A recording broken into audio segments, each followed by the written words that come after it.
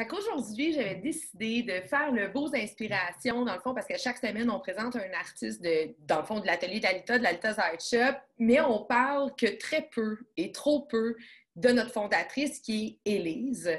Et elle a accepté aujourd'hui de s'entretenir avec moi pour vous parler, dans le fond, du parcours de l'Alita's Art Shop, mais aussi peut-être de petits trucs à venir. Fait que dans un premier temps, salut, c'est moi Catherine. Quand j'écris Salut, c'est Catherine, la rédactrice de l'Alita's Art Shop, eh bien c'est moi. Et je suis avec la belle gang depuis quelques mois. Puis je voulais vraiment mettre de l'avant Élise parce que c'est vraiment le cœur de cette entreprise-là.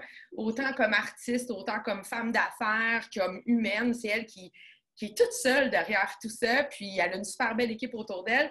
On les met souvent de l'avant, les artistes, mais il faut savoir que notre fondatrice, ça en est une aussi. Alors, bon matin, Élise! Bon matin, Catherine! Bon matin, tout le monde! Nous, on se connaît depuis longtemps, puis là, ben, on doit dire aux gens que toutes les deux, on filme en télétravail. Moi, je suis dans mon studio, toi, tu es à la maison, donc on n'est pas Parce qu'il y a du bruit, tu sais, on s'excuse déjà d'avance.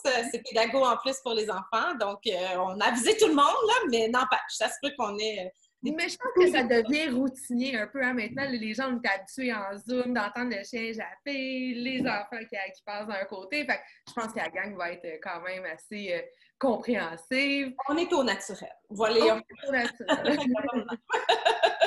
Donc, dans le fond, pour commencer, parce que, tu sais, je réfléchissais à ça, puis, tu sais, moi, je te suis, ben écoute, nous, on se connaît depuis 25, 26 ans. Mm-hmm. Je suis ton projet depuis le tout début, mais s'il y a des gens qui sont avec nous, qui nous suivent depuis récemment, qui nous ont découvert soit par, bon, des boutiques comme Super Expert ou par Renombré ou sur les réseaux sociaux, sur Instagram, bon, tu sais, mais je voulais savoir, dans le fond, je voulais repartir avec toi du début parce qu'il y a des gens qui ne la connaissent pas, cette histoire-là de l'Alita's Art Shop. Alors, tu sais, toi, tu es une enseignante de carrière. Oui. Puis c'est de là que j'aurais aimé qu'on parte parce que tu as enseigné les arts plastiques, tu es aussi, bon, tu es en art visuel, tu es toi-même une artiste. Puis je voulais, dans le fond, que tu expliques aux gens, c'était quoi ton déclic? Tu sais, qu'est-ce qui a fait en sorte que tu as give up ton fonds de pension, ta sécurité d'emploi? La cage dorée! Oui, absolument. Oui, ben en fait, l'idée de démocratiser l'art part même avant l'enseignement. Pour parler un peu du parcours que j'ai un parcours un peu atypique. Donc, c'est pas très linéaire. En fait, j'ai commencé depuis les tout débuts. Moi, j'étais au secondaire, je savais que je voulais aller en art. J'étais en concentration en art visuel, en communication. J'ai continué au cégep en art visuel aussi. Puis, je débattais toujours, j'étais un peu ambivalente entre l'histoire de l'art et les arts, tout ça, la création et tout. Donc, j'ai commencé un bac en histoire de l'art. J'ai vraiment trippé, mais la création était vraiment une partie prenante de moi. Donc, j'avais vraiment ce grand besoin-là. Puis, me faire stimuler à longueur de journée, j'avais besoin de sortir mes idées, tout ça. Fait qu'au bout d'une session, j'ai basculé en art visuel.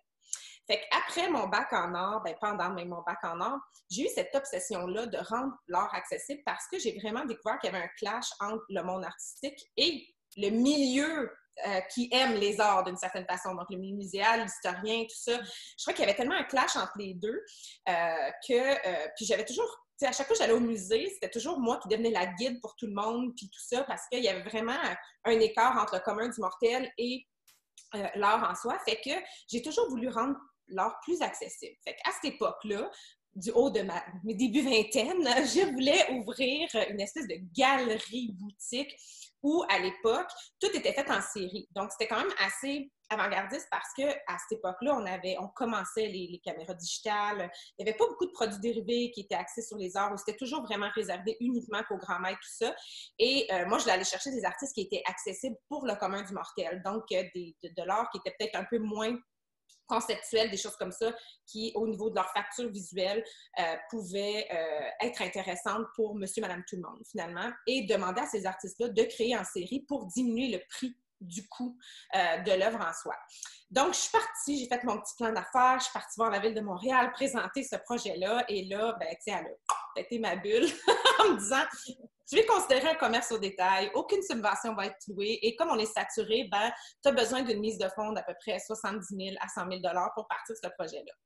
OK, plan B, C, D. Et là, j'ai fait un deuxième bac en enseignement des arts visuels et médiatiques. Et ensuite de ça, j'ai enseigné et j'ai aussi monté avec ma chère Julie Lécuyer, qui est aussi une artiste avec nous, un programme en arts visuels et multimédia à l'école secondaire de la Cité des Jeunes où on enseignait vraiment le processus créateur aux élèves. Puis, on enseignait c'est ça, Photoshop, Illustrator, cinéma d'animation, tout ça. On les amenait à chaque année à découvrir les arts. Fait que, on a comme passé ce besoin-là de démocratiser l'art par l'enseignement. Mais encore une fois, j'ai découvert que il y avait un grand manque, que l'art, ça a toujours été la plus belle thérapie que j'ai fait, moi, au niveau de m'assumer, de découvrir qui j'étais, de faire plein d'introspections, tout ça. Puis je trouvais que chez les jeunes, ça part de loin, là, mais c'est venu concrétiser un petit peu tout ce projet-là que j'avais à la base. C'est que je me suis rendu compte que chez les jeunes, quand on ouvre la porte de l'intérêt envers les arts, quand on leur montre des artistes qui sont de la relève, qui sont cool, qui vont intégrer des éléments de la culture populaire dans leur processus créatif ou dans leurs œuvres, tout ça, on ouvre une porte d'intérêt, puis les jeunes comprennent que, tu sais, être unique, être cool, puis avoir sa propre vision du monde, puis la représenter comme ils le veulent, bien, c'est cool, tu comprends? Fait que... Je dirais aussi que, tu sais, l'avènement des réseaux sociaux, parce que, tu sais, toi, ton historique, elle commence début des années 2000, tout le monde a le même âge, tu sais, bon, à l'université, on faisait encore des recherches avec les livres de la bibliothèque, là, ouais. mais l'avènement des réseaux sociaux, mettons, bon, vers 2007, où est-ce que ça a commencé à être plus démocratique, justement, est-ce que tu dirais que, dans le fond, ça a influencé les jeunes à pouvoir plus s'intéresser aux arts visuels? Je pense qu'il y a eu un gros boom avec les réseaux sociaux. Ce que ça l'a fait, c'est que ça a permis aux artistes d'avoir une deuxième avenue puis de montrer, tu sais, d'avoir une plateforme pour montrer ce qu'ils faisaient. Tu sais, avant, c'était juste par l'entremise de galeries puis de musées. Tu sais, tu n'avais pas d'autres sources ou dans les livres, les revues, mais c'était tout. Oui, puis les jeunes ont aussi eu accès à tout plein de, justement, de process d'artistes. C'est des artistes qui peignent en direct. Donc, les jeunes peuvent regarder puis comprendre aussi beaucoup, bon, tu sais, c'est quoi le processus créatif, il y a des tutoriels, il y a des YouTube, tu sais, bon, je pense que, tu sais, on s'entend, là, on a juste à se promener 5 minutes sur Pinterest en tapant Process Art, qu'on trouve comme 10 000 idées à faire avec nos enfants le samedi matin, là. Fait que, toi, tu dirais, dans le fond, que les médias sociaux ont aussi comme pousser l'art là, vers la jeunesse. Les nouvelles technologies ont ouvert, en fait, une multitude de voies pour les artistes. Puis si moindrement l'artiste est un petit peu entrepreneur, ben il va pouvoir se trouver des façons d'avoir des revenus plutôt passifs avec ses créations. Puis c'est ça qui est intéressant parce que, tu sais, maintenant, c'est plus juste des vedettes qu'on a là-dessus. Là, on a des vedettes artistiques, on a vraiment des artistes qui sont partout, qui collaborent avec plein de marques aujourd'hui. Puis ça a développé aussi, je pense, le goût pour avoir quelque chose d'unique. Comme, c'est devenu des brands, finalement, ces artistes-là. Oui, absolument. Puis, on les voit, justement, qui font de la merch, là, comme on dit, qui font des produits dérivés, qui sont accessibles à tous. On les voit qui font des collaborations.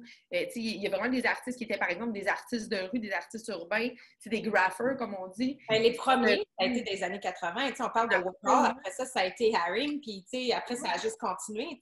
Absolument. Puis, quand on pense à un gars comme Banksy, qui est comme un des artistes les plus connus au monde, ben, ce gars-là, au début des années 2000, lui, s'il n'avait pas été des réseaux sociaux, sans doute qu'il serait peut-être pas aussi connu qu'il l'est en ce moment. Puis, fait que toi, tu trouves que justement, le fait que, dans le fond, tu es comme arrivé aussi au bon moment avec ton idée, parce qu'avec les réseaux sociaux, pour te mettre, dans le fond, le vent dans tout ça, pour toi, c'était tellement important de démocratiser. Puis, souvent, les gens, on va l'employer, quand on l'écrit, toi et moi, on démocratise l'art. Puis, j'aimerais ça que tu l'expliques en 2-3 secondes, dans le fond, qu'est-ce que c'est démocratiser l'art précisément? Parce que souvent, on le dit, puis c'est pas tout le monde qui comprend des fois, je pense. Bien, l'art, pour reprendre l'expression d'un grand homme que j'ai rencontré, que je trouvais vraiment trippant, c'était Alexandre Taillefer, puis j'ai trouvé ça tellement trippant parce qu'il me dit, l'art, c'est comme du bon vin, c'est la même chose. On commence avec un petit cépage, puis plus notre goût se développe, plus on va chercher des vins plus corsés, tout ça, long en bouche, etc.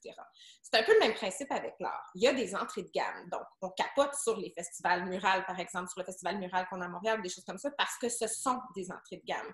Donc l'idée, c'est d'avoir accès à du contenu qui sont super riches, qui sont diversifiés, tout ça, sans nécessairement avoir le bac en art pour comprendre le processus derrière, dont l'art conceptuel, etc., etc. Parce que ce qui est arrivé, c'est que moi, bon, j'ai un bon background en art, faisant en sorte que je finis par comprendre au niveau du panorama en histoire de l'art, pourquoi un mouvement fait telle chose, pourquoi les artistes font ça, parce qu'ils se répondent l'un à l'autre, puis c'est souvent en développant certaines compositions de la création au maximum qu'on voit ces œuvres-là. Et ce que ça faisait, comme j'expliquais tantôt, c'est que ça crée vraiment un clash entre le commun du mortel et le milieu artistique, parce que souvent, de plus en plus, les artistes, ben, ils ont une connaissance de l'art. Donc, ils connaissent l'art, ils créent de l'art avec de l'art en contre. Tu sais, il y a comme une espèce de cercle qui vient s'engendrer là-dedans. Et l'idée, c'était de revenir à la source et d'aller chercher des notions artistiques, ben, des artistes définis, mais qui sont plus accessibles pour monsieur, madame, tout le monde. Donc, parce que les arts, ça se fait vu comme un milieu assez fermé. Oui, c'est ça. On est quasiment gênés. Qui est réservé à une classe sociale qui a accès à pouvoir s'offrir l'art. C'est réservé aux connaisseurs d'art. Ouais. Toi, tu disais non, l'art, c'est pour tout le monde. Bien, tout est de l'art, tu sais. Puis je trouve qu'avec l'arrivée des nouvelles technologies, c'est ce que ça a amené aussi, c'est que ça a amené des artistes de tout genre. Tu sais, moi, je me rappelle, moi, c'était MySpace qui m'a fait découvrir tellement d'artistes à l'époque. Tu sais, j'ai découvert Travis Louis là-dedans, Greg Simpkins, Audrey Kawasaki, qui sont des artistes aujourd'hui super implantés, mais à l'époque, ils sortaient de l'université, là. Ça a été des plateformes absolument géniales. Puis, beaucoup dans l'illustratif, des choses comme ça, qui va venir rejoindre parce que c'est des belles images qui racontent des histoires, tout ça. Et avant, on ne voyait pas ça. T'sais, on parlait juste d'art abstrait, d'art contemporain, d'art minimaliste. Dès que tu retombais dans l'abstraction, il y avait une espèce de jugement. Mais là, ça a comme ouvert des voies vraiment hallucinantes. Puis l'idée, c'était de trouver, ben, c'est ça, des artistes puis des images qui étaient accessibles pour tous et à tous. Fait que c'est un peu ça aussi. Fait que l'idée de démocratiser l'art, pour moi, c'est de faire connaître ces artistes-là dans des milieux où il y en a peu et d'amener de l'art qui soit abordable aussi, vu qu'on fait à grande échelle aussi. Fait que c'est vraiment cette mission-là qu'on s'est donnée avec l'Alta Art Shop, finalement. Là, c'est super parce que, tu sais, bon, là, on te voit comme une femme d'affaires, tout ça, mais tu sais, bon, évidemment, tu as un bagage en art qui est assez exceptionnel, puis j'aimerais ça, dans le fond, que tu expliques un peu à notre communauté, tu sais, toi, comme artiste, t'es qui? C'est quoi ton style? C'est quoi le process que tu aimes faire? Puis je le sais, là, que depuis un bout, t'es plus dans ton atelier en train de créer, parce que t'es débordé jusque-là, justement, à faire rayonner l'art, tu sais, bon, à travers l'atelier de Lalita, mais tu sais, toi, là, tu te définirais comme un artiste qui est comment, en fait? Oh mon Dieu!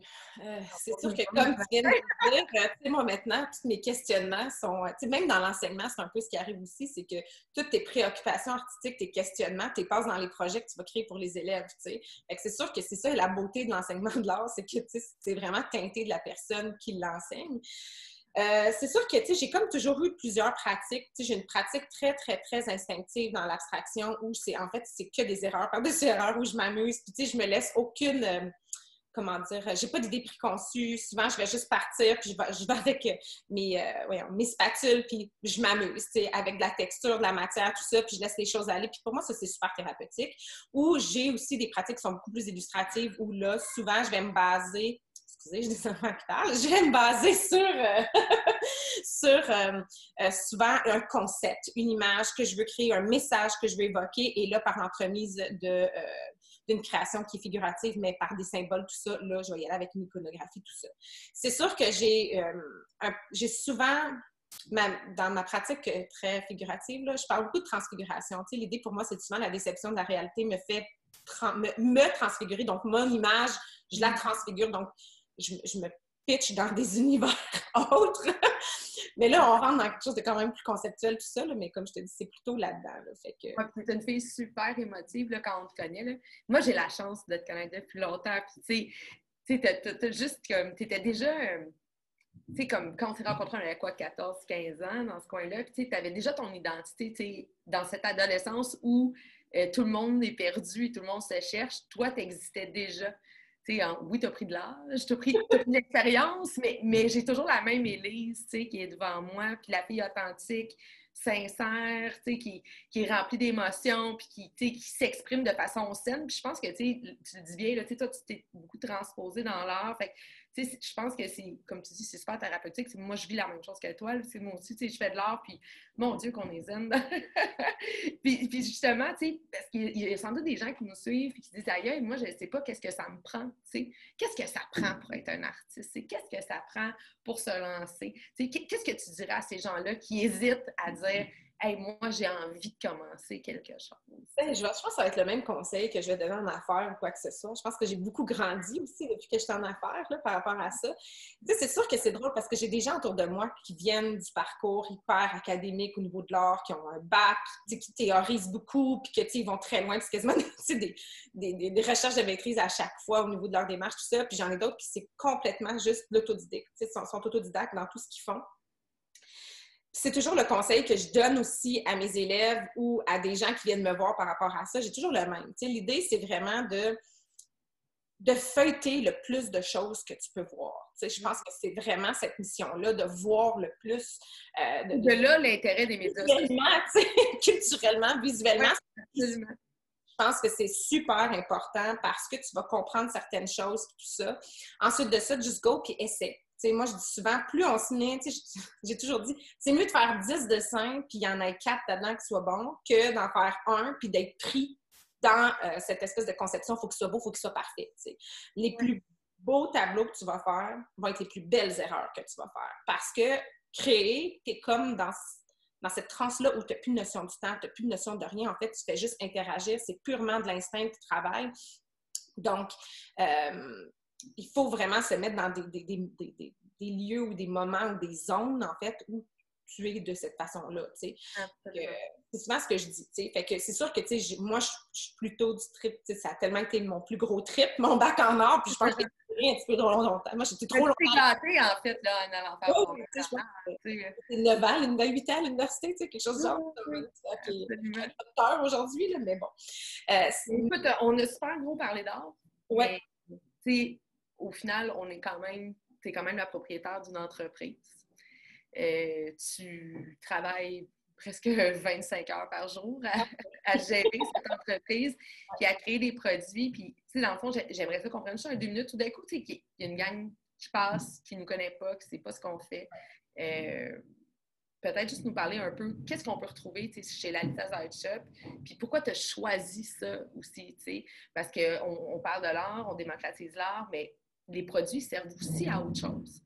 C'est ça qui est fabuleux, dans le fond, dans ce que tu as créé, c'est que c'est comme si tu avais pris les aspects les plus sains de l'éducation dans la vie, de ce qu'on doit transmettre, de ce qu'on doit vivre comme famille, comme personne, comme parent, puis tu avais créé ce qu'il fallait autour, tu sais, c'est vraiment génial ce que tu as fait. J'aimerais ça que tu en parles.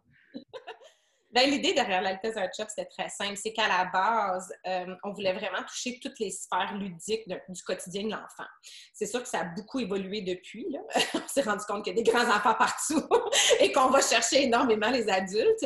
Donc, pour nous, c'était vraiment de dire ben, comment on peut inviter et toucher les jeunes de plus en plus tôt à la diversité surtout. C'était vraiment ça. Là. On parle beaucoup d'inclusion, de diversité, d'unité, de se reconnaître dans tout ça. Donc, on s'est dit, ben l'enfant a 2 sphères dans sa vie. Il joue en dedans, il joue dehors. Donc, à l'intérieur, c'était par l'entremise des jeux éducatifs. Donc, on voulait avoir des jeux qui, grandissent avec l'enfant, donc qui soient multiniveaux, qui soient évolutifs, tout ça, mais aussi qui leur permettent de découvrir différentes formes d'art, découvrir différents artistes, mais qui ont toujours des valeurs éducatives. C'est sûr que ça, c'est la prof en moi qui vient, là. Je veux des boîtes qui servent. Donc, c'est un peu ça. Fait qu'on a commencé, le premier jeu qu'on a développé, c'était un jeu de mémoire éducatif. Fait qu'on voulait une mécanique super simple d'un jeu où les jeunes peuvent apprendre différentes notions sur le langage plastique. Fait que, notre mission à nous, c'était vraiment de rentrer dans toutes les écoles primaires, de travailler avec les enseignants par rapport à ça et de faire la pédagogie par le jeu. Oui. Avec ces jeux-là. Ensuite de ça, on a fait celui sur les insectes. Donc, on a travaillé avec la Société d'entomologie du Québec. On voulait une thématique qui touche à tout. Mais, tu sais, là, c'est le fun parce que, tu sais, on enseigne la science avec les arts. Fait que ça fait encore plein de choses qu'on peut marier ensemble par la suite.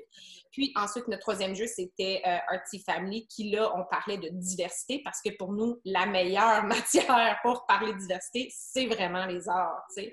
Donc, on a demandé à 4 artistes de disciplines différentes de nous créer les plus belles familles, les plus uniques les unes que les autres, tu sais. Fait que c'était vraiment là-dessus, donc, parler d'ouverture, d'ouvrir la discussion avec l'enfant face à la diversité par l'entremise d'un jeu.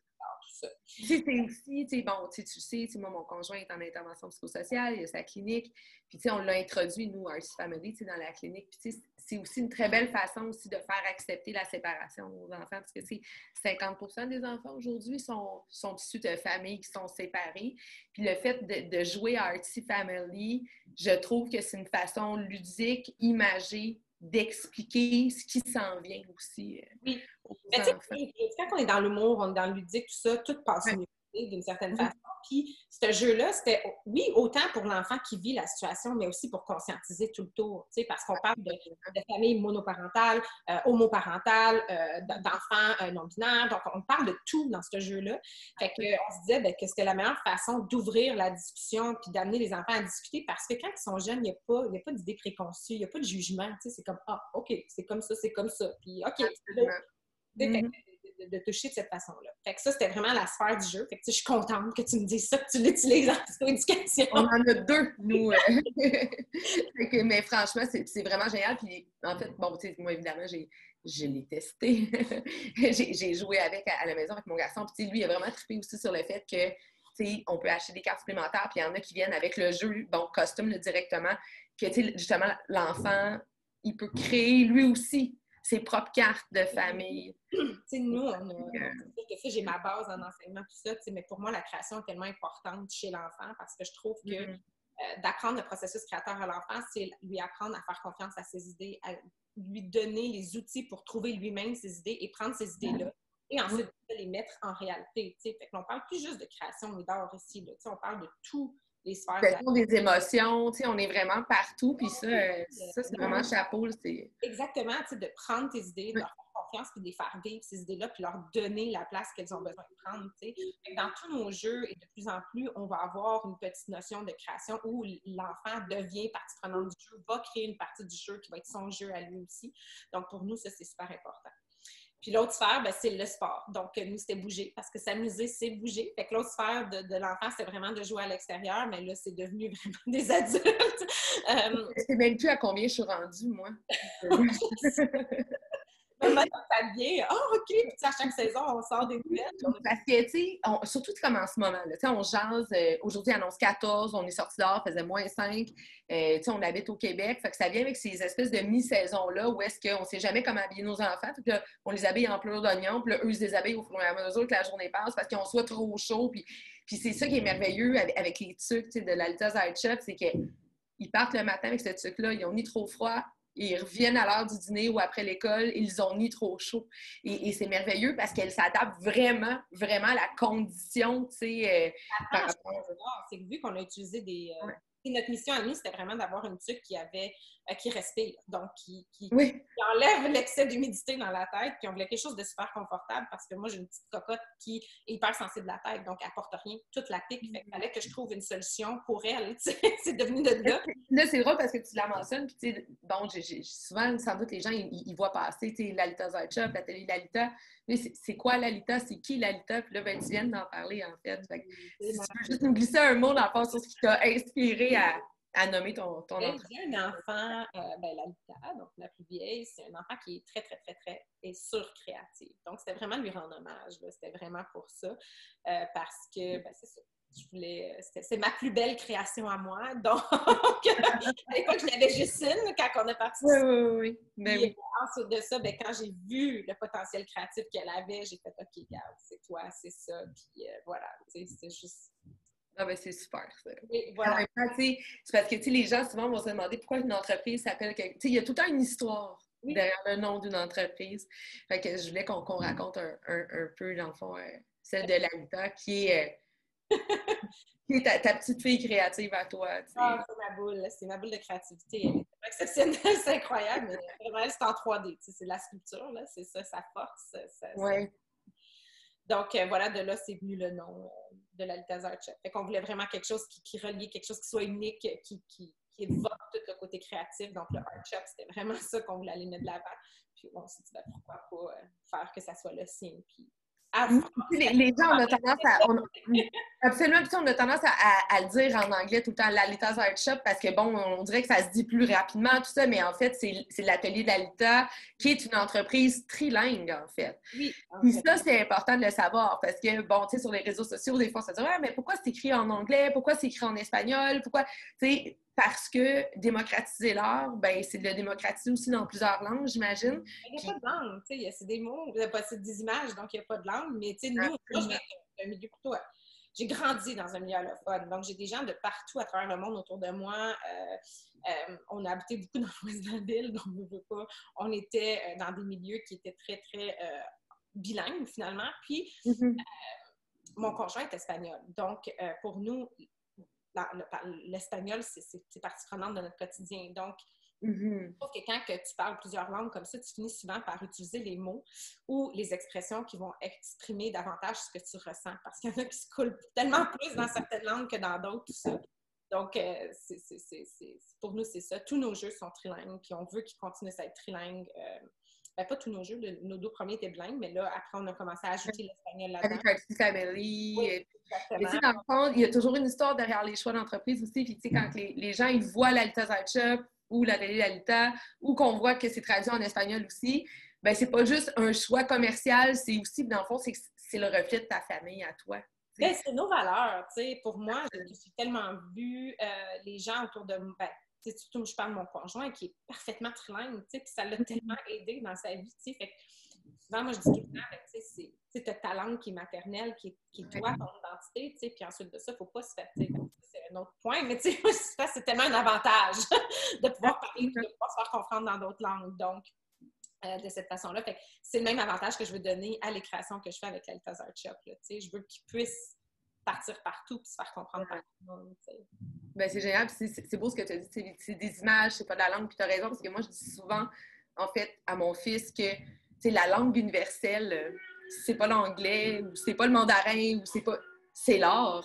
Parce que peu importe d'où tu viens, là, je suis désolée, il y a plein de bruit parce qu'il y a la construction qui se fait au 2e, 3e étage. Et en fait, ce qui est magnifique avec l'art, c'est que peu importe d'où tu viens, peu importe c'est quoi ta langue maternelle, tu vas toujours être capable de comprendre l'émotion de l'artiste. Fait que moi, je pense que la langue universelle, c'est vraiment l'art. C'est des images sensibles. Absolument, absolument. Puis là, ben justement, tu sais, bon, qu'est-ce qui s'en vient, là? Tu sais, dans le fond, là, tu vois tes projets là, pour Lalita's Art Shop. L'année 2020 a été une grosse année. Là. On a sorti des produits. Là, donc, en plus de la tuque, de l'accessoire pour le jeu, les jeux éducatifs, pour le jeu, pour s'amuser dehors, tout ça, parce que c'est vraiment une grosse, grosse valeur aussi. On a décidé de sortir les casse-têtes. Donc, c'était quelque chose qu'on voulait faire depuis toujours, mais tu sais, des fois, des projets qui dorment sur la glace, un bon moment, etc. Et 2020 a été le moment pour dire, OK, go, on y va à fond. Ça faisait des années que je voulais en faire, puis tu sais, je trouvais tellement que c'était un... pour moi, c'est un support. Hein, fait que c'était le support idéal pour faire connaître les artistes d'ici, c'était par l'entremise du casse-tête, parce que c'est une image, right? Fait que là, on voulait donner une plus-value, tout ça. Fait qu'on a lancé 4 casse-têtes à l'automne dernier. Donc, ils sont arrivés en décembre dans les boutiques, tout ça. Ça va super bien, on a une super belle réponse, tout ça. On en a 2 autres qui vont sortir. Désolée du bruit. Donc, on en a 2 autres qui vont sortir au courant. On est en prod, on commence la prod, on rectifie certaines choses. Des die, on appelle ça des gabarits de coupe de nous, parce qu'on va avoir une gabarit de coupe qui est à nous, qui est juste la note, tout ça. Fait qu'on est en train de rectifier tout ça, puis ils partent en production dès que je dis « OK, c'est beau, go, on y va ». Fait que dans les prochains mois, peut-être 1 ou 2 mois, on va avoir 2 nouveaux casse-têtes qui vont sortir avec 2 nouveaux artistes, donc je suis vraiment, vraiment contente. Donc, on a l'arrivée de Vig, qui est un illustrateur québécois de grand talent, d'une sensibilité incroyable, qui vient juste de sortir un livre d'exception, en fait, qui s'appelle « Ma main ». Auteur aussi, oui, c'est ça. Auteur jeunesse, donc une belle personne, wow. Et vraiment. Vraiment. Quelle belle Exactement. Et l'autre, c'est Nathan, j'espère que c'est Jers Vicious, qui est un artiste, en fait, australien, mais qui habite à Toronto. Donc, encore une fois, une d'un grand talent hallucinant. Lui, il fait beaucoup de cinéma d'animation, a travaillé autant 2D, 3D, a gagné un Oscar australien pour un film qu'il a fait. Donc, il a fait vraiment un super corpus hallucinant. Fait qu'il y a une facture visuelle très, très intéressante. Fait que ça va être un 1000 morceaux, ça, qui va sortir. J'ai vraiment hâte de vous le présenter parce qu'il est Moi aussi, je l'ai vu, puis c'est vrai qu'il est malade! mais en plus, c'est Nathan, il y a comme une facilité à rentrer dans l'espèce d'univers très imaginaire, très, un peu à la, l'Emporium de Monsieur Magorium, un peu, là, on rentre comme dans... Il aurait pu créer un Harry Potter, là, lui, là, non, mais c'est génial, puis j'aime ça parce que, bon, là, tu présentes les deux artistes, dont un auteur qui est Vig, et le livre, il est d'une exception, bon, moi, j'ai travaillé beaucoup en littérature jeunesse, puis je n'ai jamais vu un livre sur le TDAH qui est présenté de cette façon-là, avec cette douceur-là, avec cette capacité d'introspection-là. Allez acheter ça, même si votre enfant a 11 ans. C'est un album, c'est vrai, mais ça parle à tout le monde. Ben, moi, je l'ai lu 8 fois moi-même, toute seule. Fait que, tu sais, c'est vraiment magnifique.